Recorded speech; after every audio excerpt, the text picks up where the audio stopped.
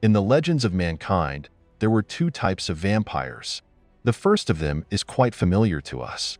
It comes from Eastern Europe, and Bram Stoker, who wrote Dracula, made the Eastern European vampire popular throughout the world. The second type of vampire is much less known. He lived in Southeast Asia, mainly in distant China. There, this vampire was called Jiangshi. In this issue, I will try to introduce you to this type of vampire, so that if you ever go to the Celestial Empire, you can give it a worthy rebuff. Our story should begin with the fact that Jiangshi is similar to a European vampire in almost everything, right down to his fear of garlic. Except for one thing, he doesn't drink blood. How is it possible, you ask, for a vampire not to drink blood? Very simple. Instead of blood, Jiangshi drinks a person's vital energy. It is worth noting here that in the mythology of Western Europe, it was blood that was considered the main receptacle of vital energy. The coincidence is more than remarkable. Outwardly, Jiangshi looked like a European vampire. Pale skin, sharp teeth, and claws. Except that sometimes it glowed in the dark. Another feature of Jiangshi was a rather unusual way of moving, for which the vampire was nicknamed jumping. The vampire's rigor mortis did not allow him to move in the usual way for humans.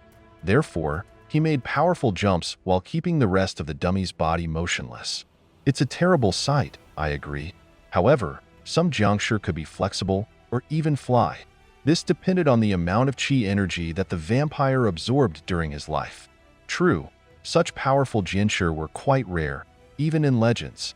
As we know, in Europe, vampires became the restless dead according to Christian rites, who rose from their graves and subjugated living people to their evil will.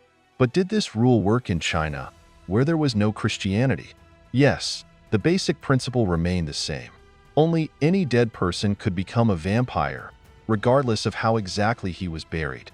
The Chinese believed that the soul of every person consists of two parts, good and evil. And it happened that the good part of the soul left the body, but the dead part remained. Then the deceased would rise and could turn into Jiangshi or some other evil spirit. Also, the ability to create Jiangshi was attributed to some of the most powerful sorcerers. Jiangshi, like the European vampire, could be defeated with the help of garlic, mirrors, sunlight, and certain types of wood. Instead of aspen, the Chinese used peach wood. The original methods included rice grains and the blood of a black dog. It was believed that if you threw a bag of coins in front of Jiangshi, the vampire would immediately begin to count them. The evil part of the soul remaining in the body of the deceased was distinguished by greed.